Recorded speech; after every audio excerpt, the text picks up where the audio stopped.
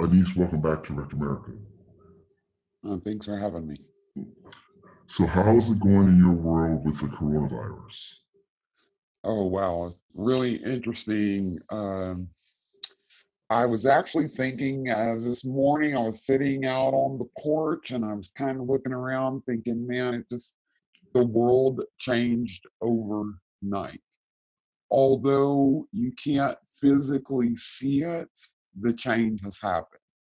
Everything will be done differently now. People will probably for a very long time, if not forever, be afraid of that physical interaction, shaking hands, hugging someone's neck, that type of thing, and then the business side of it, the economics of, half of our world, if not more than half of the world is in fear right now, economical, financial fear. Uh, it definitely changed our world, and I am definitely trying not to be panicked. I'm trying, which is very difficult for me as a drug addict and alcoholic because change is always difficult. But I'm really just trying to think like positively, what can I do to ensure my family's security and safety? And it's I also have a really huge opinion about how this all happened, and I have my own theories. And then at the same time, I'm a little bit angry. I know in the past that I've shared about my son being incarcerated, and I have another person in my life that is also incarcerated. And I've seen this live video feed from this bigwig over the prisons in the state of Texas, and I mean, just one lie after another. They're social distancing. They're providing 24-hour phone service for them. They're allowing them 2 phone calls a week. They have medical. They have tests on hand for them. That's all a lie. It's all bullshit. Yeah, right. So, of course it is. So yeah, I mean, like it's amazing. In fact, I was talking to somebody in the prison this morning, and they were telling me that a guy was taken out yesterday with 103 fever. They gave him the corona test and then sent him right back into the unit. Wow. No results. Right. Wow. These guys are bunked like 3 feet apart from one another. They are not separating them during chow. Some places are getting the 2 free phone calls, but not all of them. And then they're saying that their parole staff is doing all this extra. They're not. They're not doing anything. It's bullshit, and it's really sad because I just read yesterday that this disease killed a man that was in perfectly good health, had no issues, literally got the virus and was dead within days after getting it. So, and you got the media loves to, they love to blow things out of proportion or exaggerate, and honestly, nobody's giving the real facts. You can't have only 500 people die from this disease, yet every single hospital in the United States is begging for medical supplies. That doesn't add up. It just doesn't even make sense. Why are we turning Carnival cruise ships into medical ships if we only have 500 deaths or 1,000 deaths, and because it's a lie? The numbers aren't adding up to the actions that they're taking. So it's been a little bit of for me personally, it's a little bit of a struggle. I lost hours from my job. People will use this time to manipulate situations that best benefits them, and then you have to worry about the panic and the fear when it really sets in and people really start realizing you know their lives are on the line. And that's it's there's no telling how this will all turn out. I'm just going to try to have faith through it and stay real close to my family. Right. So Now you said somebody other than your son is incarcerated, but yes, it's close somebody close to you. Is that yes, around? yes, So yes. wow. Wow. I seem to my daughter says that I always attract the underdogs. Yeah. But I don't think it's necessarily that I attract the underdogs. I just learned very early in recovery that should always extend a hand and be there with little to no judgment. I really try hard not to be judgmental. There's certain things that I don't. I've never been able to do that with. I have a huge issue with child sex offenders and stuff like that. So I have a pretty closed mind, or I try not to, but I Yeah. can't. You I'm can just help. Yeah. I don't extend out Yeah. to people like that. But people who have suffered from drug addiction that are incarcerated as a result of drug addiction, and maybe the acts that they performed while under the influence. I Right. tend to um, I tend to reach out to be helpful to them. I think that's a huge thing all over this country is people don't realize that addiction is an illness. They don't, and they don't understand what happens to the human mind, the human soul, spirit. When once you become addicted, or you just go so far down that pipe that you've cut off every part of your character. So, and, Got it. yeah, so that's where Well, I'm at with all that. well, I hear you. You said dealing with the virus as a alcoholic drug addict, how this affects you differently than maybe someone that doesn't have those addictions, those issues, how they deal um, with it. How is it different for you? but I have to. I want to really kind of keep it on myself, but I'll tell Yeah, you sure. that my experience of 22 years in recovery is that most all addicts, alcoholics deal with change very different from Well, the how do you do? normal Yeah, yeah, person. yeah. Well, with you, because Me, you I've did just this. got to like constantly, it's about, trying to find the good in every situation, realize, kind of, I almost have to break it down and analyze it like, what are we going through? How could it affect me? Other than just going, okay, the world is going to change and I'm just going to roll with it. I'm not like that. It makes me very nervous. It makes me very anxious. I really question and analyze every part of the situation, whatever it is. Like I've already been through my mind, like, what is the government doing here? What about these people that are homeless and sick, and why aren't they addressing this? So I really have to break things down and try to see how there might be a good outcome if I get in a place where I can't find or even see a good outcome. I have to reach out to other people, whether they be alcoholic or not, and go like, hey, I was thinking about this. What do you think about it? So I can try to help myself adjust. You know, um, I'm a very smart woman, but I'm not highly educated. So, I honestly believe that our world is going to become a lot more technical. And I'm thinking, now like, I should have, could have, would have done this. Well, what can I do right now?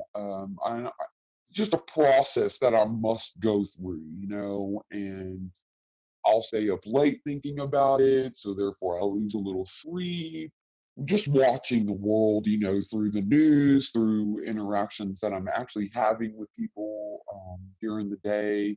Um, Yesterday I took my grandson to the doctor, and I was like walking in the door, and I've never in my life been afraid to walk into a doctor's office Right, or a hospital. And yesterday when I got to the door to walk in there, I was like, I don't know how safe this is. Like, right, what do I do when I leave here? So now I'm like, okay, I got hand sanitizer. I need to make sure I change our clothes as soon as we get home. We were going to the doctor's office, but that's where my mindset was. mm.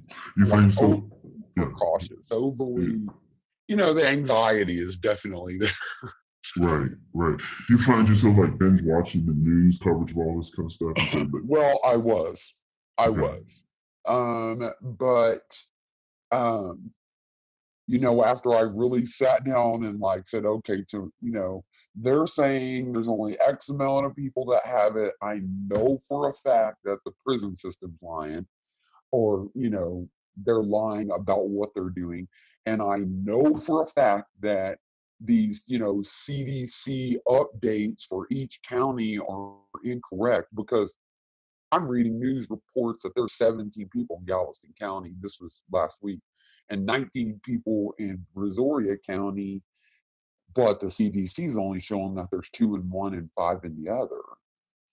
So I was like, yeah. So but at the same time, they're on there going, our hospitals are overloaded. We don't have enough medical supplies to fight this. We're working around the clock. These doctors and nurses are worn out. I'm like, yeah, these numbers aren't adding up to what they're telling me. So I had to stop myself and go, you know what? I need to sit still and sit back and stay close to my family and only leave this house when I need to, and remind my kids this isn't a joke.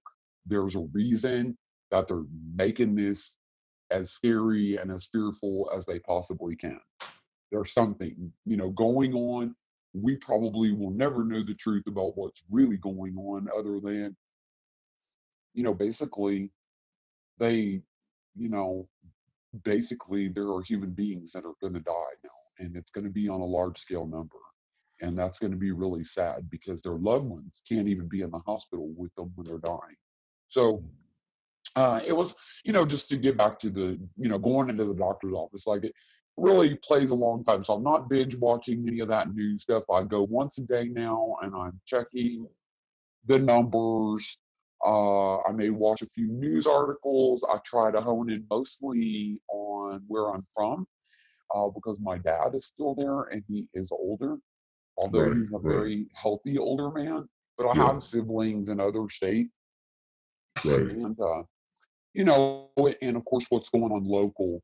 Um, but Right. no, I'm not. Actually, before this interview, I was watching Winona Earp. I don't know if you, yeah, so like this, Okay. like my good old gunslinger, Yeah. modern day, Yeah. female defender of the world. So Good for you. Good for you. yeah, so Well, what about meetings? I mean, how are you, how I mean, in light of what's going on there, how are you? Are you doing Zoom meetings? Are you making what are you doing on those I lines? actually got an invite for a Zoom meeting. There's for me, honestly, I don't like those like closed meetings like that, where it's just certain individuals that are logging on. I would much rather go out and just, AA meetings and just whatever I can find, like might look interesting, whatever the topic is. But I also stay very closely connected with people that are in my support group, that have been a part of my life, and we've been doing a lot of constant call back and forth. And um, I read a lot. I pay attention to a lot of not just recovery type uh, things that, be motivating and positive, but also just, any kind of spiritual messages that, kind of stick out to me. I'm one of those people that I think I kind of follow where my heart says that sounds good and that sounds right and that sounds honest and kind, and I need that in my life today. So let me follow that. Um, it's, at 22 years, I don't feel like I'm still drowning in a bottle, but I do have to do that spiritual maintenance. Hmm. And I actually have one sponsee that I've had on and off for years, and he's got enough turmoil going on in his life for the both of us. Right. Yeah. I'm still making the meetings at the Bay Area Club. Yes. Yeah. I went yesterday. I went at 11:30, and then I went at 5 o'clock. They have them. No, it's closed, but they have those like three groups. I know the 11:30, the 5 o'clock, and 6:30. People. are meeting on the patio and on the lawn, and they break Right. up. They break up. So I still been going. I mean, and they're smaller, but people come out there. Everybody sits, 10 feet Right. apart, and they clean the chairs before and after. And people are like, man, you can shut the club down, but you can't stop us from coming. At least they haven't tried to stop them Right. from coming. So I still go. I still find it, because I just, I don't like I don't really like the Zoom. I like to, be with Right. people that, More yeah, personable. yeah, exactly. Oh, yeah, absolutely. I care for that. Let me share something with you. Well, the only thing I would say, I don't want to make any meetings like public like that right now because, they still aren't giving us a real direct answer on how this thing is transferred. We obviously know that if you come over and cough on me and you got it, I'm going to get it. But they're saying that it can be 2 to 14 days before you show any symptoms. So, with that being said, I have babies that live in my home, Oh, I and got you. I got you. I I got you. don't, like I said, I took my grandson to the doctor yesterday, and the reason he went to the doctor was because he has severe allergies, and that the only place he's been Right, is sure. to daycare and home, and daycare said, hey, we need a letter from the doctor stating that these are allergies or we can't let him come back. I was like, Okay, no right. problem, I understand. So Yeah, you got. you Yeah, you you can be got. exposed and not Yeah, even know you're yeah. being exposed, Yeah, I got and you. I I don't got. want to put myself at that Yeah, risk. yeah, and But you I can, have and yeah, you have children, so I don't have that. You have to take those precautions that it's just my partner and right, I. right. Yeah, so I Well, don't. and I would recommend those precautions to anybody. And I have been seeing, I haven't really read into too many of them because once I start reading that Google News, I'll just keep going. So I've kind of restricted myself, like once a day. But I have been seeing a lot on the Google News about what AA and 12-step recovery programs are doing to ensure um, that they are within that guideline of the 6 to 10 feet apart. Make sure you sanitize, wear face masks, wear gloves, all that stuff. So I have been seeing that. I've never had a problem finding recovery. When I was about let's see, 2 years sober, I moved to an area that I didn't know anybody, and I had a brand new baby, and well, I'll say brand new. She was, I was only about a year sober when this happened, but she was about a year old, 8 months, 9 months old, somewhere in that area, and moved out to an area that I really didn't know anybody. And my intentions were, I would just drive back and forth to my home group, which was only 30 minutes away. But about a week after I moved out into that area, my car broke down. And there I was. I didn't have a home phone. Cell phones weren't real big at that point in time. I ought to tell you how old I am. Right. But I mean, Color well, I yourself. mean, they were just now becoming popular. They like literally were just now becoming popular. This is 22 years ago. So, 21 years. But I did have computer access, in my house, and so I would go online and I just looked for recovery. You know, Even if I didn't do anything but read my books and try to do my meditation, and I've never been 100% perfect at any of this. But anytime I've ever had an issue or rise up, or maybe I found myself in some kind of a emotional hurt or pain, I've always been able to open my books. And I feel like, and my experience is that I've always opened the book to the right page, almost like it was divinely put there for me. Like, here you go. Here's what you're going through. This is what you need to do. Now go do it. So, finding recovery in this coronavirus is not an issue for me at So, all. got you. Well, so let me ask you this question in terms of that. With I've listened to you in terms of the steps you're taking and how you're responding to it, in terms of um, uh, given addictions and your um, predilections, if I can use that term. But what about issues of control and feeling out of control, or having to acknowledge that we're not in control, as because of this?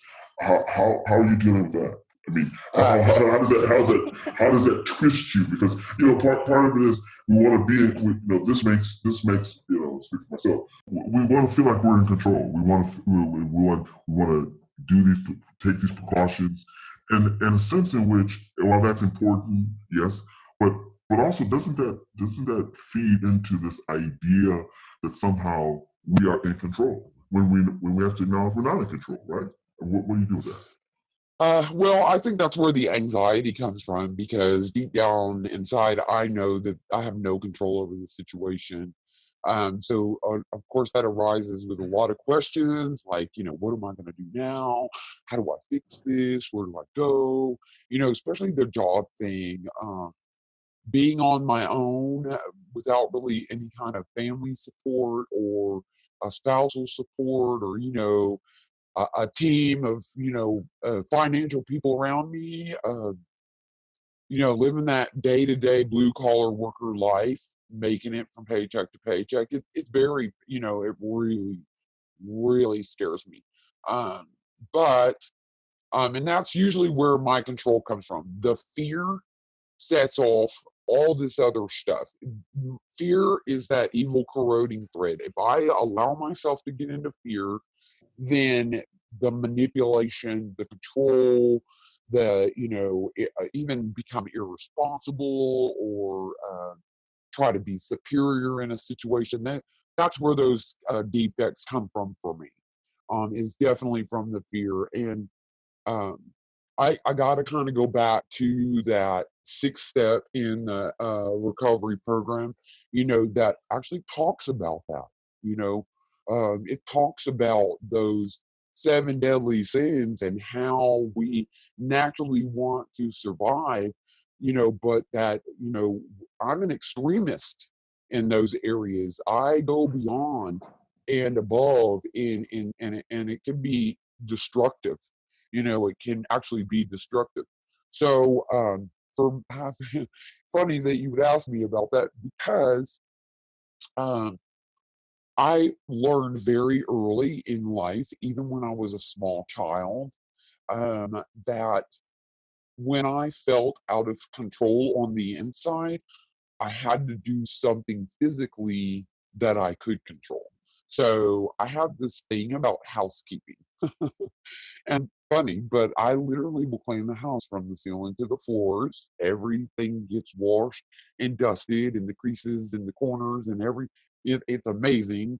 It makes me a great housekeeper, but it's uh it's that OCD type of thing. Like it's got to be perfect.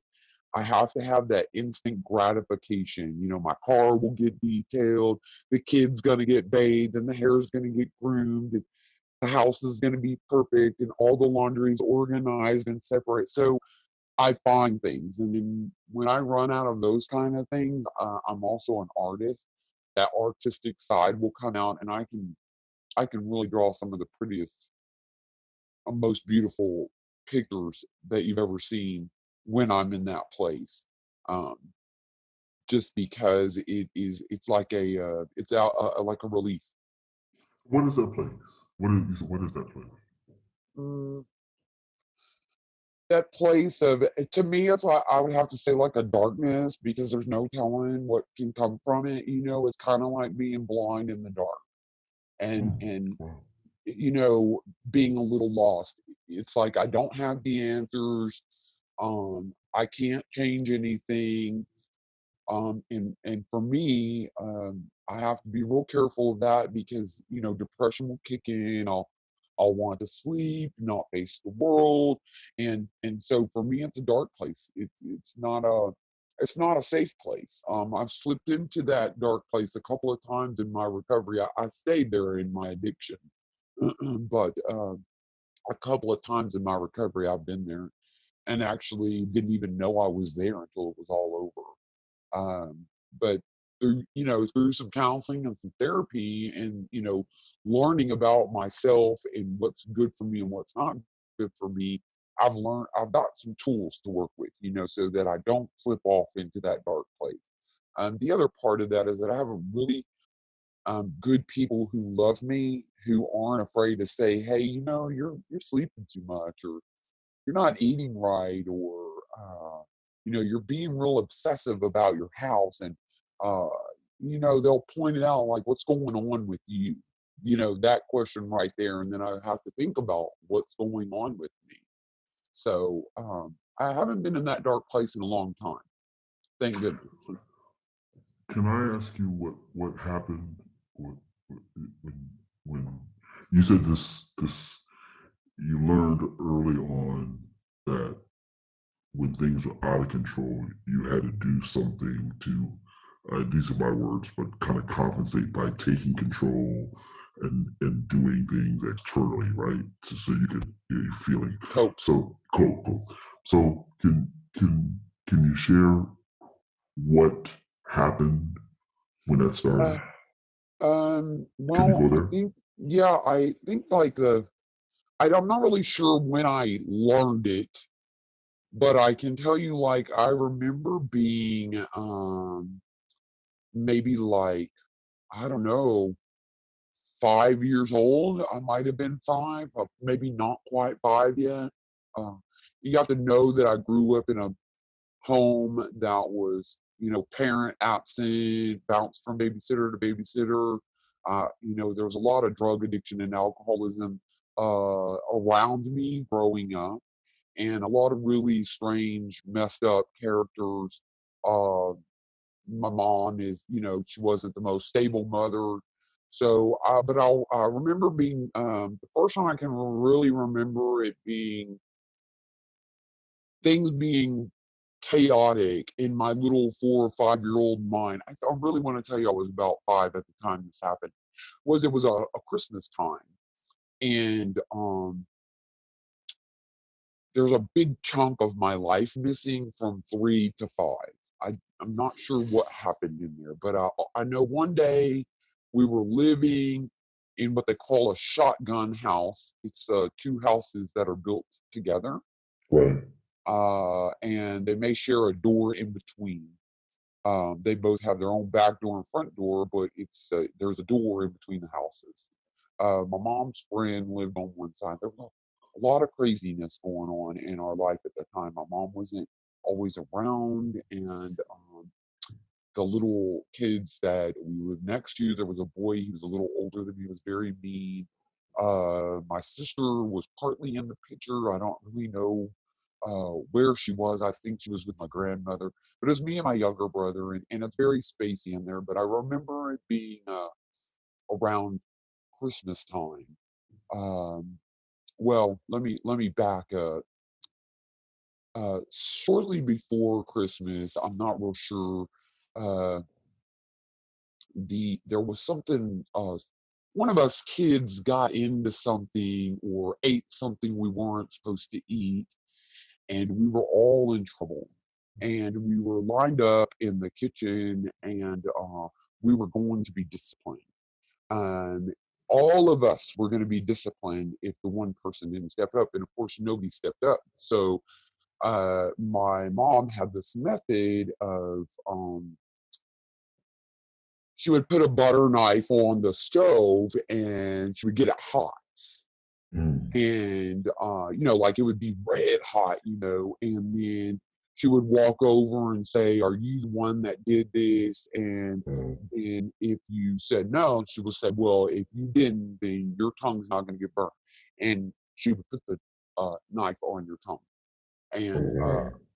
so Oh wow. I got burned for something Wow. I didn't do, and Right. Wow. and I remember that, like, so when you're little and you're just trying to figure out how Mm. not to be in that line, you come up with very creative ideas on how to control a situation.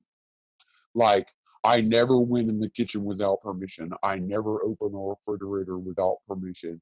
The little boy, he he actually stabbed me in my wrist while we were washing dishes. You know, I'm standing there on a step ladder or a chair, and um, he's Wow. rinsing, I'm washing, and he gets mad because I'm not doing it right, and he stabs me in the arm. You know, so then I never want to be on the soapy side of the sink again. So I was like, I'll rinse. You know, you can, you know, just those types of things. But then Christmas came along, and you have to know that these areas of my life growing up, they're very they're very gray and blurry because Right. you know, a lot of it just I naturally just somehow blocked it out. Sure. Don't, you Sure. know, I Absolutely. think it's a self defense mechanism. Right. Of Um, course. and so it was like Christmas, and I remember my mom being around, and she had that talk about you know, I can't buy you Christmas. Santa Claus isn't coming. No, you got to know that when you're 5 years old and you've been told your whole life you better behave or Santa Claus isn't bringing you present, all of a sudden your mom's telling you you're not getting presents from Santa Claus, your whole world crumbles underneath you because you don't know. I mean, and that sounds really ridiculous, but you have to think about how much a 5-year-old magnifies Santa Claus and Christmas presents under the tree. And she was like, you know, and not, this isn't verbatim, but basically, we weren't getting Christmas and we weren't going to be decorating for Christmas because my mom couldn't buy a Christmas. So my Wow. little self goes out, you know, later that afternoon, and, you know, Charlie Brown Christmas was playing on TV then, and Wow. the Peanuts Christmas. And I went out into the woods and found a pine cone, pine, a pine tree branch, and nailed it to a board and Hmm. brought it into the house and told my mom, "Look, we have a Christmas tree now." And I think that's when I figured out that I could externally do something, like physically do something Wow. that would make situations better. And I'm still like that today. To this day, I'm a fixer.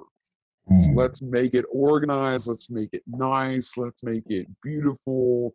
You know, even if this is a hard time and we're struggling, it doesn't have to be that way. You know, can we make it fun? Um, you know, when my kids were, I was a very young mother, so I was a poor mother. My first, you know, pretty much the whole time, all of my children were growing up. But my first two kids, I was really, really poor and very uneducated and not very knowledgeable. Now I remember be like they didn't really have a lot of toys or anything, so you know, like I know a fun idea, let's do this, and then we go jump on my bed. You know, there I was in my, you know, early 20s, late teens, 18, 19 years old, and you know, let's jump on the bed. So Yeah. I was a fixer. I'm a fixer. That's what I do. So Wow. that's where that comes from.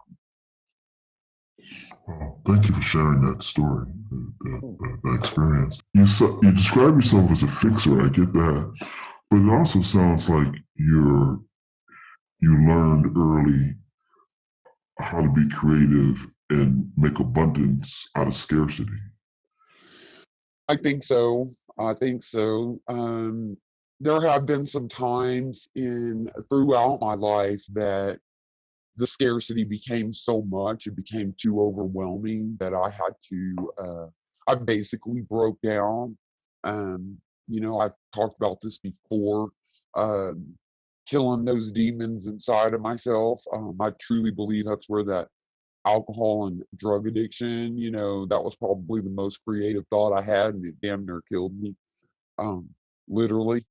Yeah. Um, it because I couldn't fix it, because I couldn't find that unique expression that I have to just, you know, let's make the best of it.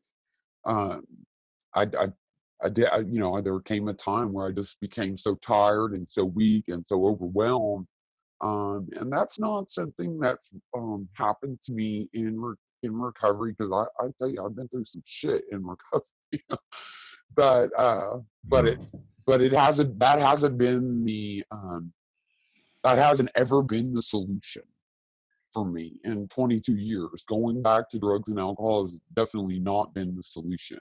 So I guess the abundance that came from the scarcity of almost dying from my disease, literally at my own hand, um, was enough to keep me going. Hey, you know what? You better find out a better way to do this. You better figure it out.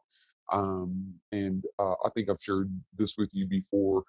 Um, I was raised in recovery by women who just do not lay down. We don't lay down. We just don't. You just keep standing and try to really have the faith that your God is bigger, you know, whatever your God looks like. For me, I've got a lot of gods, so I'm good. Mm. Wow. Thank you. One final question for you, right here. Um, uh, and really, thank you for sharing that experience from childhood. What about taking in this situation as a way of not not getting down, not laying down? What about the capacity not to take yourself so seriously? Is Uh, well, I mean, How does that work for you? well, I'll tell you a story. So Okay. the true story. Probably, let's see.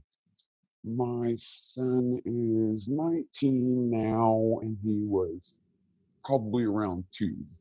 And my husband and I were separating, and he wasn't being very cooperative and helpful with our children. I'd gotten this job in Houston, and I lived out, further toward Galveston area.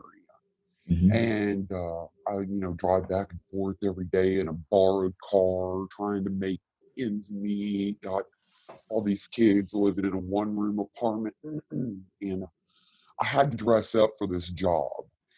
Nice dress and dress suit or dress skirt and jacket, with high heels. And one morning I got up and I was just so overwhelmed and stressed financially and stressed emotionally and trying to figure out what do I do now. And I drove all the way to work. And when I got to work, I realized that I had on a pair of pink fuzzy slippers. I had forgotten to put my dress shoes on. It's a true story. And we're getting ready to go into our morning meeting, and we had like this little meeting area. But before you got to the meeting area, there was a kitchen with a bar that you could see into the meeting area. So I went in the door and I went straight into the kitchen, and I called my boss in.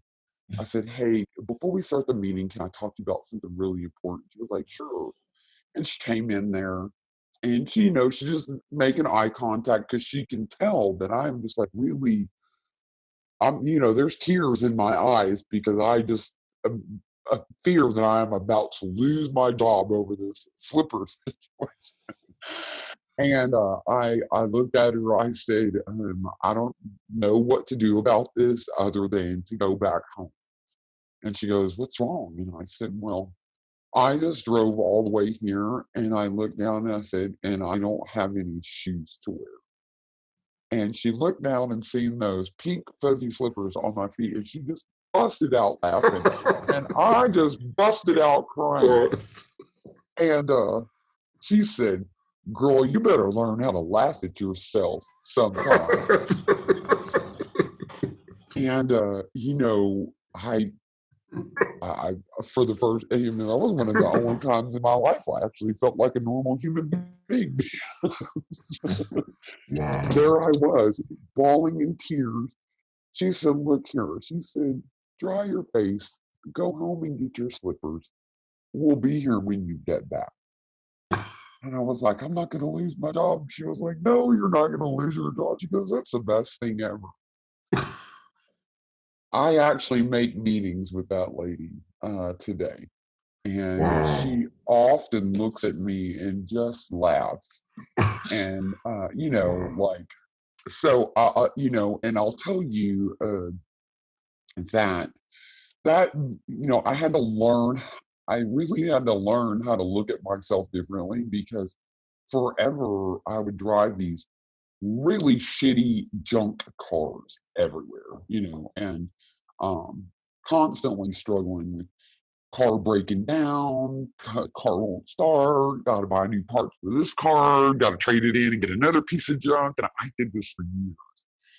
And I actually shared this with her, and the story about the slippers is what changed my mind. I decided probably about 5 years ago, like, you know what, I'm gonna buy myself a nice car. I don't care if I gotta make that damn payment every month or not. I need it. Like, who does this to themselves? Like, literally, I was terrorizing myself with these junk cars that I was buying. And I told her, like, I went out and bought myself a nice new Camaro.